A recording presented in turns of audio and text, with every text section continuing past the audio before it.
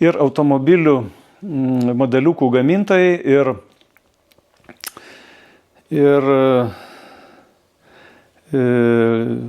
jų kokybė ir kaina.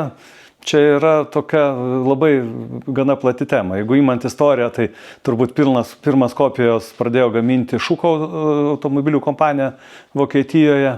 Jie pradėjo gaminti kaip žaislinės automobilių kopijas vaikam, kurie gal būdavo raktelių užsukami, patys važiuodavo. Tai buvo, jeigu neklystu, 1912 metai.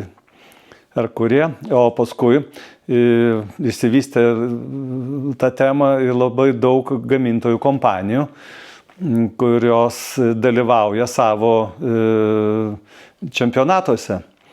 Ir vienas iš brangiausių pripažintų kompanijų, CMC kompanija, rankom rinkti modeliai, kurie tikros automobilių kopijos nedidelės, kurio gali susidėti iš 1500 detalių. Taip kad, aišku, ir kainoje, ir kokybei yra labai skirtingos ribos. O atsirenka visą laiką, kiekviena kolekcija bus skirtinga, tai nebus niekad vienodų kolekcijų. Aš kolekcionuoju, sakykime, tokią kaip emociją automobilių muziejus pasaulyje ir stengiuosi visur, kur aš būnu, aplankyti. Taip kaip žmonės turi galimybės surinkti kolekciją modelių viens prie vieno.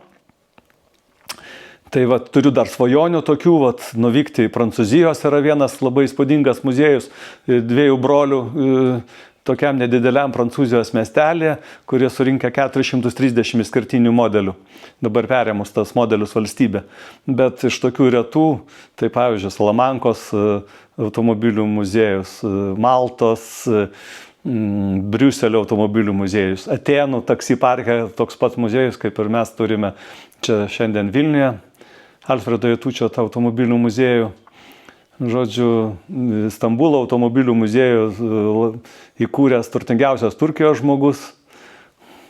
Irgi kiekvieno žmogaus skirtinga vizija ir skirtingos galimybės sukuria tokiam, kaip sakoma, besidominčiam žmogui visokio peno apmąstymų.